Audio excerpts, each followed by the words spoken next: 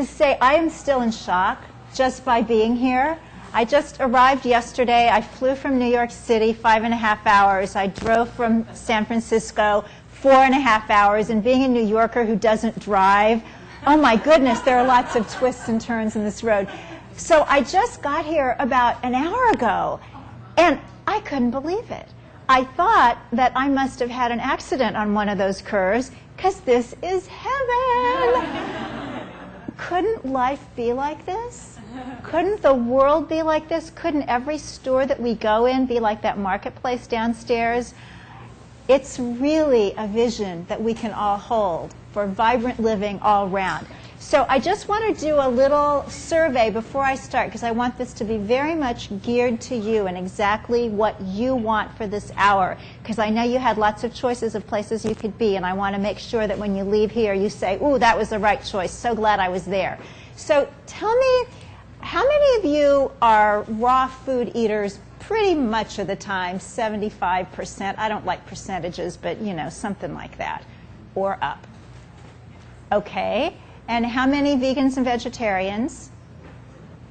And how many just people that find this all kind of interesting, just starting out? And tell me, who's here more to hear about raw food and health things in this particular hour, and who's here more to hear about living remarkably and creating a charmed life for yourself? So we're going to start with food and health. Who wants more of that? 1, 2, 4, 5, 6, 7. Okay, who wants more remarkable life? Way more remarkable lives, but we'll still do some food and health stuff. Okay, thank you so much, so that I know and we can customize. I want to start passing this around. This is a sign-up sheet. Tomorrow I'm going to be on the panel of ageless women, and I actually have a handout that I'll be sending by email later, suggestions for growing younger, and you can sign up here if you want that. If you're also interested in receiving my blog, what you'd get would be every day they'll send you a little thing and say, it's about this, and if you like that topic you can click and read it, and if not, get rid of it. So it's not a big time demand. I know we all get a lot of email. So this is from my blog from beliefnet.com. If you sign up for that, they'll send you a little thing saying, did you just sign up for something? So you'll know what it is. Going around. 22 years ago, I was in my kitchen and I was cooking. I was very much into the vegan, low-fat, lots of rice, beans, cooked vegetables, cook the soups ahead on the weekend, have them for the week. I was kind of thinking maybe I could be the vegan Martha Stewart. So I'm standing there doing all this, and I got lots of pots going and all kinds of stuff going at different times and feeling highly efficient. And my husband called and said, what are you doing? And I said, I'm killing food. I mean, cooking food. Now, that was 22 years ago. I wish I could tell you that at that great revelation, I stopped killing food and started eating live food. Somebody said to me the other day, oh, I hate that phrase, live food, because they're still thinking insects and things. But we all know what we're talking about. No, it actually took me about 20 years to finally get this far. But you know what? Everything is right on time, doing fine. We come to where we're supposed to be when we're supposed to be there. Nobody is further ahead or further behind. You know, they say in Alcoholics Anonymous that the guy who has the longest sobriety is the one who got up earliest this morning. So the fact that we are all here today means that we are all such successes. So I want to give you a little bit of history of my life in the raw world and also in the charmed world, and then jump in and give you some practical suggestions that you can use. I was talking to somebody outside, and he was saying, well, what do you do? What are you into? And I say, well, practical spirituality, holistic well-being. He said, ooh, somebody said to me the other day, if it ain't practical, it ain't spiritual. And I agree. So I was introduced to natural hygiene quite a long time ago. Some of you probably know about that. They recommend largely raw foods, but it's a rather Spartan kind of way of life, and I'm just not a Spartan kind of person. I am sorry. Now, I have to tell you that the first 32 years of my life, I was either binging or dieting. I had a body like an accordion. It was always doing this. And it was especially awful because my dad was a diet doctor. And my mom worked in the reducing salon business. They used to have those places with the belts and the rollers, and you'd get in there and you'd do like this. And the idea was if you did it really well, great chunks of yourself would float off into the stratosphere. Didn't work for me. I'll be talking about this tomorrow, 10 o'clock, in my overcoming compulsive eating talk. But that gives you a little bit of background. So when I discovered natural hygiene, it was just another way to lose weight. So I went to a fasting place, and I fasted for a couple of weeks, and I fasted many other times after that. I found it was easier for me not to eat than to eat in some kind of moderation. That whole moderation thing I just never really got. Always have I been interested in nutrition. When I was a little bitty girl, I would go into my dad's medical books and pore over them because I figured if I knew enough, maybe I'd be better. I learned since that just knowing stuff up here doesn't help a whole lot because there's like a foot you got to get from here to here, and then another foot kind of down to the gut. And until you make that very long journey from the head to some of these lower chakra areas, it's really hard to have lasting change. But I remember reading in the books that my dad had nutrition charts. And I remember one in particular that had foods listed according to their nutrient density. And at the very, very top of that list were foods I'd never had. Kale, collard greens, mustard greens, chard, arugula. What the heck was arugula? And I knew somebody somewhere must be eating all that stuff with the super duper nutrients. It just wasn't at my house. So I've always been fascinated by this kind of thing, and a couple of things happened that changed my life. One was I realized that in terms of my overeating, I needed to work from the spiritual level first, and that gave me the power of choice. Now, what is so exciting about having the power of choice is then you're able to go wherever you are of a vibratory match. See, whenever you're interested in something, it means that that's the level at which you're vibrating. So the fact that you guys are here today instead of out at McDonald's or other places that a lot of people are is because you're vibrating at this level. And I happen to believe that this is the superhero level of vibration. Now, there may be something better, I don't know. But what I see is that this world needs a lot of help. It needs a lot of superheroes. And so we need to be on a spiritual level and on a physical level vibrating at a very, very high rate. One of my favorite lines from a guy I like named Jesus is, "And I, if I be lifted up, will draw all men unto me." That's what I base my life on. If I can be lifted up, then I don't have to go and convert people. I don't have to pick people off the street and say, "Here, don't you want to do what I do?" All I have to do is live my life, and that draws everybody up who's around me. So the way that I became the Charmed Life Lady is that I knew, even as a little kid, even when I was dealing with a lot of this stuff, that something mystical underlies all that we see. I had my first spiritual experience in my stroller. I was just sub-3 because we moved on my 3rd birthday. And I can remember I'm a little girl in the stroller, high camera, and it's nighttime, and I'm looking up at the stars. A lot of stars that night, a little crescent moon.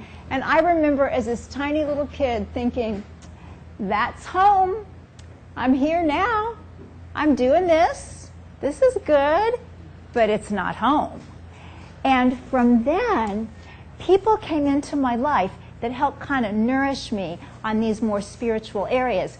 My parents had hired a woman to take care of me. They wouldn't have hired her if they'd known how cosmic she was. But she was into all kinds of great stuff. She went to a Unity Church. She'd been in Christian Science. She'd studied Rosicrucians. She loved Emerson. Whenever I asked her any little kid questions, she'd say, well, Emerson said, and I'd get this great explanation. So I had this wonderful guru for growing up, always interested in that little bit of extra. And because of that, even though I knew that there were limitations in my life, my parents didn't get along. It was pretty bad. They got divorced back before people got divorced. That was embarrassing. It was hard. I was fat. I had unfortunate hair and a little bit later unfortunate skin. So I wasn't one of the cool kids. And yet I knew that there was a purpose for being here. And so I didn't expect that anything would stand in my way. When I was 14 years old, I wanted to meet the Beatles. And so I sent $1 to a little magazine called Teen Life to get a press card. Now, a lot of kids had these press cards because they were only $1, but I took mine very, very seriously and started using it right away. So I got into my first Beatles press conference when I was 14 years old. It was a little bit difficult because even though I had my press card and I had an official letter from the Beatles press agent that I was supposed to get in, they had hired all these off-duty police officers to keep kids out of that room. Any kid, even the official ones. So I stood there thinking, okay, I know I'm supposed to be there. I looked out the hotel window and across the street, I saw all these girls my age behind a rope. There were thousands of them. And I thought, well, I'm at least this far. I'm at least inside. So something's going to happen here. Something's going to give. So I noticed that the man who had brought the Beatles to town, this was Kansas City, my hometown, his name was Charlie Finley. A lot of you probably know him from when he owned the Oakland Athletics, but prior to that, they were the Kansas City Athletics, and he owned them. Well, he was coming in with a Playboy bunny on his arm, and I went up to him and said, Mr. Finley, I have a press card and I have an invitation. I'm supposed to be at that press conference. And he looked me up and down. And then he said, okay, you can come. Just don't say anything. And as I sat there 8 feet from the Beatles, I thought, you know what? You've got something here. First, stick with this writing thing. It will take you far. And then just know where you're supposed to be, and you'll always get there. Many years later, 5 years ago probably, I was flipping through the big channels one night on the TV, and they were doing a special about Mr. Finley. And they were talking to a former player from the Oakland A's, and he'd said, yeah, Mr. Finley could just look at you, and if he saw that you were a winner, there's nothing he wouldn't do for you. And I started to cry, because I know that when he looked at me when I was 14, yes, I was fat, yes, I had unfortunate skin, yes, I had unfortunate hair, and oh my gosh, trying to do mod fashion, it must have really been hysterical. But he saw something in me that at that time I couldn't see in myself. And that's the challenge. We need to see what's really in ourselves. So the first Charmed Light suggestion that I'm going to give you today is to encourage people into your life, invite people into your life who can be for you like Charlie Finley was for me when I was 14 years old. This is somebody, and the more somebody's the better, who can see your light. So think just for a moment now, who in your life really sees your light? Who knows what you're about? Who knows your potential? Who would give you $1 million for your dream if they had $1 million to give? These are the people that you want around you every day. Because sometimes we can't choose the people who are in our lives. Sometimes we have the black hole of negativity in the next cubicle or on the other side of the bed. And if that's the case, you need to bring in other people who see your light. Now, I have someone like this in my life. I have a lot of great people in my life, but one of them I talk to every single day. Her name is Sherry Boone. She's a wonderful Broadway and opera singer in New York City, where I live, and we are action partners. This is a great process you may want to bring into being for yourself. Action partners speak to one another briefly once a day, or every weekday, or however you work it out. Sherry and I talk at 6:30 a.m. That's dedication. We talk for 5 to 10 minutes, And during that time, we tell one another what specific actions we're going to take that day to get closer to where we're going. Whether this is a health goal, a professional goal, a spiritual aspiration, whatever it is, you have the idea, and it's just lovely. But if you don't put some energy behind it and take some steps, it's not going to happen. So that's what Sherry and I tell one another. So if you can find an action partner who's something like Sherry, who's really, really positive, you get even more than just the basic telling somebody your actions. Sherry is so positive that when I say to her, "How are you doing today?" she'll say, "Blessed and highly favored." Now, that used to get to me. There were times when I would think, "Oh, please, fine is sufficient." But now I'm used to blessed and highly favored. And I know that if she can be that, I can be that. And we can all be that. So why not? How are you? Blessed and highly favored. And I'll say to her, "Okay, Sherry, have a good day." And she'll say, "Have your best day ever." And again, I used to think, yeah, right. 1 in a 32,000 chance. And now I just think, what the heck? Maybe it'll be my best day ever. So these kinds of people you need to bring into your life. I now want to give you a Charmed Life suggestion that brings in the people who raised your hands to say you're more interested in the health aspect of it all. And that is the wonderful acronym MEND.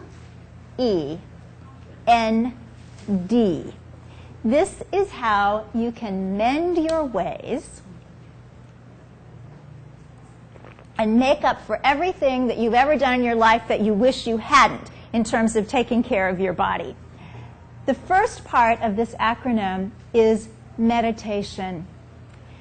The second is exercise. The third is nutrition, or I actually like the word nourishment because nutrition has been taken over by the supplement people. So nourishment, nutrition, whichever you like. And D is detox. The reason that meditation is so important is that it brings you into the prime healing state. How many of you meditate on a regular basis? Okay, this is California, so the percentage is higher than in a lot of places. But what's so important about taking this quiet time is that this is when you can compose your day and you bring yourself into a state that you can later access at will whenever you need it. So many people say, "Oh, I tried to meditate, but it was really boring." Yeah, sometimes it is really boring. In Japan, they say that boredom is the highest state of receptivity. We don't have a real high opinion of boredom in this country. Have you noticed how many restaurants have televisions playing all the time? I mean, can you go anywhere without having stuff bombarded? Well, the one place where you can go where there is no stuff being bombarded is in your own quiet time, your own meditation. Now, does it have to be formal meditation? It's good to do formal meditation if that's something that appeals to you. By formal meditation, I mean watching your breaths. And you can watch your breath just doing absolutely nothing else. That's a lovely Buddhist meditation, insight meditation. Or you can use a phrase like, "All is well," or "God is love," or whatever works for you. You can use Om, you can use Om Shanti. Doesn't matter the words as long as it speaks to your condition, as the Quakers say. You have to do all these things as you choose to change your diet, as you expand into more and bigger and more glorious ways of living. They have to suit you. Because if it's somebody else's plan, if it's somebody else's diet, if it's somebody else's way of meditating or way of conducting your spiritual life, it's not going to work. It might be great for them, but it has to resonate with you and who you are. Now, what is wonderful about a formal meditation is they've done so many studies on it to say how wonderful it is. My very favorite study on meditation is the one that says that people who meditate regularly for 5 years or more are 12 years younger physiologically than people who don't meditate. Now, by physiological aging, they were looking at blood pressure, cholesterol level, joint flexibility, hearing, vision, all the things that we think tend to go south over time. And people who had meditated regularly for 5 years or more were 12 years younger.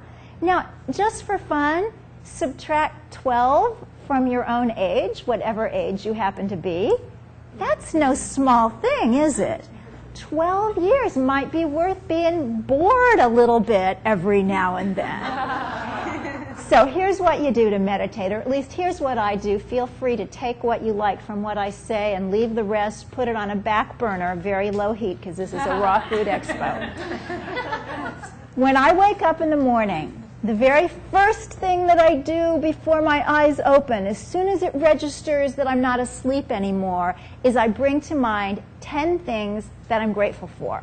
Now, why so early? Why not later on? Because if I got up and went into the bathroom before I did my gratitudes, I would see that my husband left stuff out. I would see how much litter my cat kicked out of the litter box in the night. I would remember what I didn't do the day before. And I would be having a bad day before I had been up for 46 seconds. But if I come up with what I'm grateful for first, then I know by the time my feet hit the floor that I have one of the 5,000 top lives on the planet. What does it matter if my husband left stuff out and the cat kicked litter? It just doesn't, because my whole way of thinking is on a different level. And all these things you're grateful for, they don't have to be huge, because in the spiritual realm, there's no big and little. So the first thing that I am usually grateful for is my cat, because he's usually sleeping right here. So he's kind of in my face and very easily like, oh yeah, I'm grateful for Bobby. And then all the other things. And when you do this, one thing leads to another. And you find that you can come up with so much grateful stuff during the day. You're parked, stop sign, you're waiting in traffic, you're waiting for an appointment, and instead of just like, oh my God, how long is this taking? It's like, okay, how many gratitudes can I come up with? Now, some people are saying, oh my God, you've been talking to that woman Sherry too much. You're starting to sound just like her. And yet, it puts life on a whole different level. So what I do as soon as I do gratitudes is I light a little votive candle on my bedside table. The reason for that is by the time I come back from the bathroom, my monkey mind, my human ego, is already going, and it's saying things like, you don't have time to just sit here. You have things to do. You have people to see. And the little candle is saying, oh, for heaven's sakes, you're not that important. Sit. And when I obey the candle instead of my ego, then the day works. Now, how long do you have to sit? How long do you have to meditate? Isn't it just like school? The teacher would say, I want you to write a paper for tomorrow on the importance of trees. How long does it have to be? Meditation, for the studies that they've done, all the ones that tell the wonderful health benefits, usually is the kind that transcendental meditators do. They spend 20 minutes in the morning and 20 minutes in the late afternoon. When I first heard that, I thought if I had 40 minutes to spare every day, I wouldn't need to meditate. I would already have peace and tranquility. So that seems like a lot at the beginning. If you can just do 10 minutes in the morning, just 10 minutes. There is a beautiful line in an ancient book of Chinese wisdom called The Secret of the Golden Flower. It says, if you will be quiet for but 10 minutes a day, you will save countless lives and 1,000 eons. If you do not, the light streams out, I know not whither. So if you can just take the 10 minutes, if just sitting is like, oh, I'm so antsy, I'm just sitting, write a little bit first. Write a letter to God, write in a journal, get some of your thoughts out on paper, and then just give yourself the rest of your time to just be and just watch and see what happens.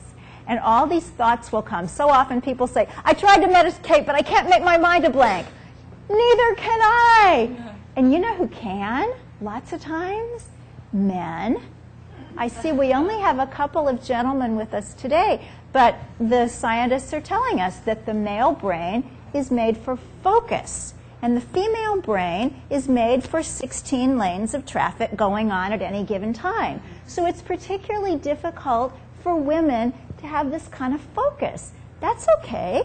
All we have to do is bring the thoughts back. Just bring them back to the point, to your breath, to your mantra. St. Francis said, it's perfectly fine for these thoughts to come to you in meditation. They're just like birds flying around your head. Nothing wrong with their being there. You just don't want to invite them to build nests in your hair. So you just sit and you just do it. And your mind will say, I think I left the iron on. And your mind will say, oops, I forgot to buy agave nectar. And you just say thank you, and you just come back to the thought, come back to all is well, or whatever it is that you're focusing on. So of the MEND, Mend Your Ways, Change Your Life program, that's the M, meditation. Give yourself the gift every day, and sometimes, every now and then, you'll touch something within yourself that's so sweet and so precious and so fraught with insight that's really helpful in your practical life. You will be ever so grateful for the times that you sat there and wondered if the iron was on. E of this MEND program is exercise. Who likes to exercise? Who really likes to? That is way too many people. That's amazing, because most of us don't. Now, I don't at all, because I was the fat kid picked last for everything. So the whole idea, psychologically deep in me, sweating and being insulted are kind of in the same memory bank. But you know what? Today I sweat anyway. They did some research in India. They looked at these yogis that have really remarkable powers, and they tried to see what they had in common, what they all did that was similar with one another. And they found that the only thing that these particular yogis shared was that each and every one of them sweat for at least 20 minutes every day. So maybe that's part detox, and maybe it's just a coincidence. I love coincidences. That's what people say when they don't believe that anything is magical or mystical or fabulous. They just say, oh, that's a coincidence. Well, the coincidence is that all these yogis sweat. So we know that we need to get the cardio exercise and the strength training and the flexibility. But in terms of a charmed life, I want to tell you the metaphysical, metaphorical side of each one of these kinds of exercise. So for the cardio, we know that's walking, running, dancing, getting on the treadmill, whatever it is. And we know that that's for endurance. But what's the other side of that? Endurance for life. Does anybody find living on Earth easy? This is one tough planet. Oh my gosh. So we need to be able to have this endurance. We need to be able to go the course. So when you're there on the treadmill and you're trying to go for 45 minutes, which is what they're saying now, did you all know that? It used to be 20, and then it was 30, and now they're saying 45 minutes of cardiovascular exercise 4 days a week. I have to tell you, I changed my whole schedule around to go to the gym during Dr. Phil, because that's the only way I can stay on that treadmill for 45 minutes. But when you're doing that, you know you can keep going. Go the extra mile. Well, this is literally going the extra mile or the extra 7 minutes or whatever it is, so that you become someone who has endurance not only in your body but in your heart and soul. Then we know that weight training is absolutely essential for every human person, particularly women, because we need the bone strength. But it also is such a magical thing. It's very American in that we get immediate gratification. Within 2 weeks of starting a weight training program, your body starts to change. It's not like it was before. This stuff stops flapping in the breeze. Who knew? So it's a wonderful thing for your body, but here's what it will do for your soul. It makes you feel strong. When you have been lifting for a while, nobody can put anything over on you. It's rather similar to raw foods. Because when you start eating a really clean diet, you go out there into the world knowing your own worth. This does not diminish anybody else's worth. It just means that you have to take care of yourself because you are jolly well worth it. So that kind of strength will give you inner strength. And what about flexibility? We know that we're supposed to do some kind of stretching, you know, after the weights and after the cardio. It's also really good to do stretching at night. If you watch TV, just get down on the floor and stretch while you're watching TV, because the time will come when you reach a point in life where you wake up one morning and say, oh my gosh, I'm stiff. That's not supposed to happen. Well, it won't happen if you stretch at night, so that when you sleep, you're really, truly relaxed. You know, lots of times in our sleep, we're very tense. We clench our jaws. You want to be all stretched out and flexible at night. And what this is going to do for you is give you flexibility for your life. Because sometimes we have to be really flexible. Guess what? The guy or the girl that we thought was the one falls for somebody else. The job that we really thought was ours, they thought belonged to that other person. So you want to be flexible. Do you guys have IKEA out here? IKEA furniture stores? Well, great buys. I went out there once from New York City. We don't drive cars in New York City, you know, so I had to call this guy named Schmuck with a truck. And he came to drive me to New Jersey to IKEA. And I was so mad because most of the stuff I bought was great, put together fine, no problem. But I bought this desk with 8,000 pieces. And I'm standing there in the line thinking, 8,000 pieces. Nobody said there'd be 8,000 pieces. And everybody else in the line is just as mad and just as tense, except for this one woman. And she was just standing there going, mm. Mm.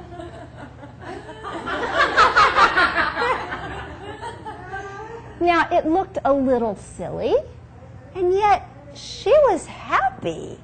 And the rest of us were impersonating Quasimodo. So you want to be flexible. So that's the exercise piece.